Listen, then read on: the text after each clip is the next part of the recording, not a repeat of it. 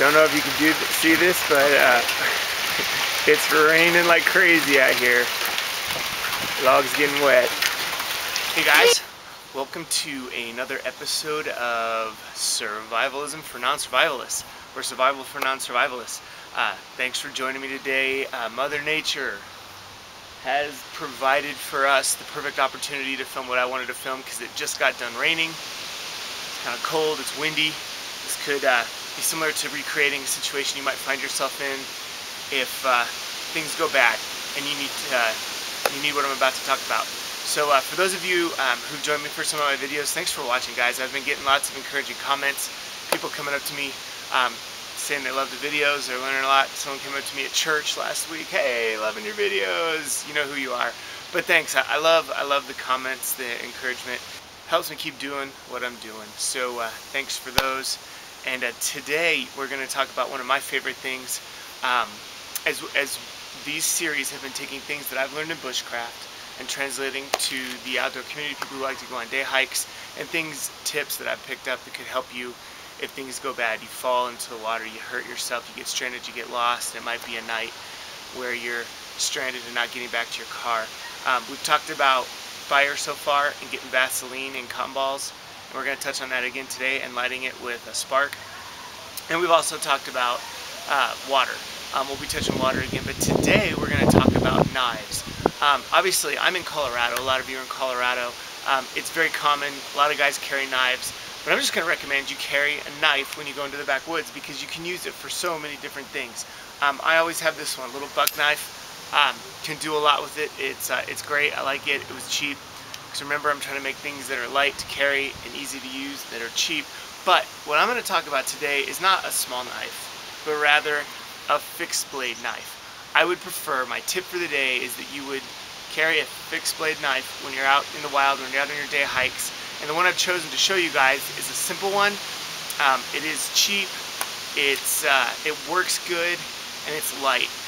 Just real quick philosophy on fixed blade knives. You want something that has a full tang. Full tang means that it's just one piece of metal that starts here and goes all the way to here. So it's not like the metal ending here and then attached to a handle. It runs the whole length because that gives you a stronger blade that you can not break as easily. And there's a lot of reasons, and I'll cover them in future videos, why having a fixed blade is going to be super helpful. But today it's going to be helpful in fire making and doing one of my all-time favorite things with a knife, which is called batoning, and I'll show you that in just a second.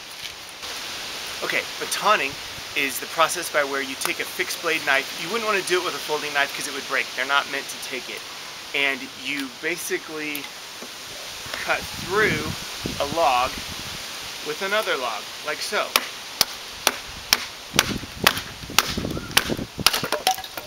Like that. I hit a knot so it made it a little bit tough. But basically, you kind of put your knife on the top and you hit the top and the edge, not necessarily the handle,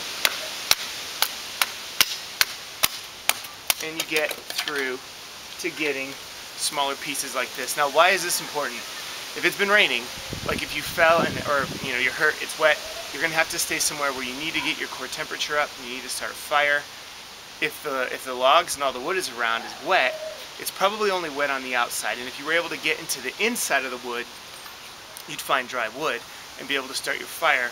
Whereas if everything's wet, you're not going to be able to start a fire with it. So I'm gonna demonstrate that for you today. I'm gonna splice in a little clip here of how hard it was raining earlier, and on this log sat this log.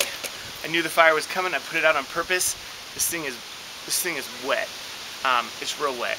It's big, and I'm gonna try to baton into it, get to some dry stuff, and start a fire so you can see how it works. Any old other stick will work.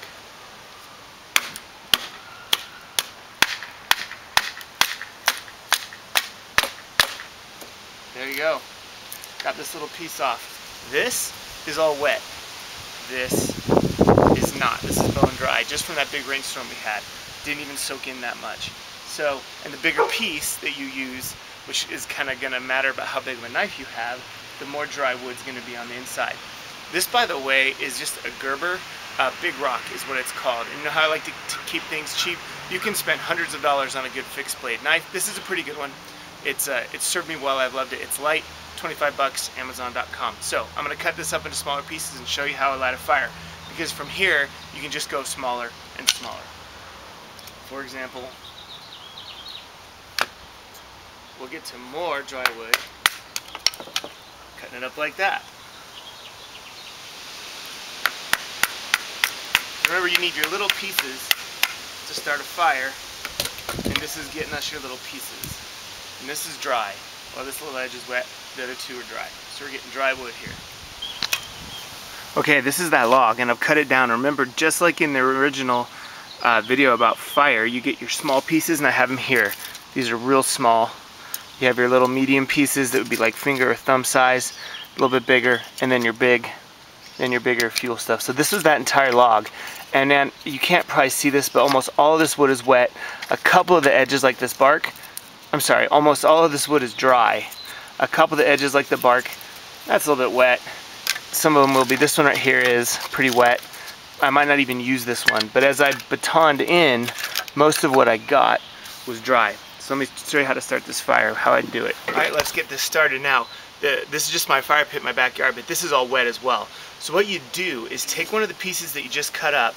It's wet on this side, doesn't matter. You want the dry side, and we're going to put everything on here so you're not putting it on just dry ground. And even you could take a couple others and do it, kind of make a platform for your wood so that you're not sitting it on the wet ground.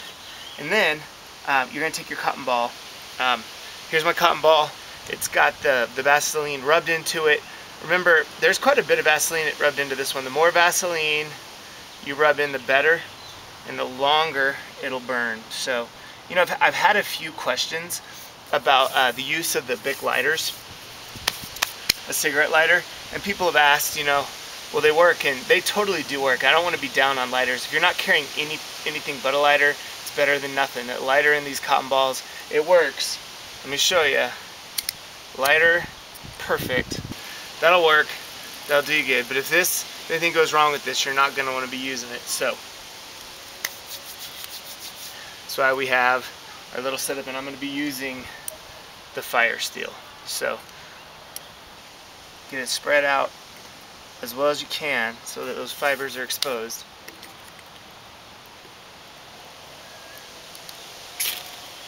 There you go.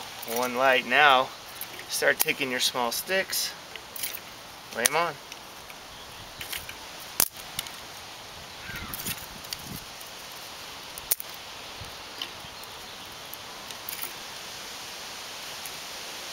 These are dry.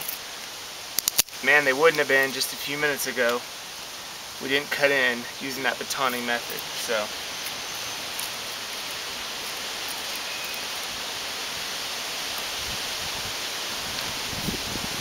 alright, there's our fire. I've been adding fuel. It's big, it's putting off heat. And if things had gone wrong and you needed to be heating yourself up or even getting some fire ready to boil some water, now you're good to go when everything was wet using the batoning method. So hope you guys enjoyed this video.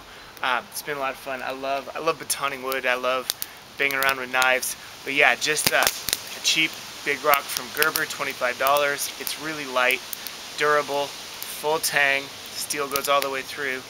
But yeah, so I'm adding something to your pack that's light, not very expensive.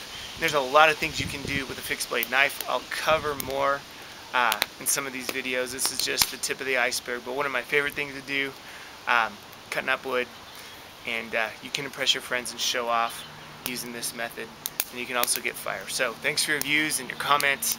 Hope you've enjoyed this one, and we'll be back again soon with more. Bye.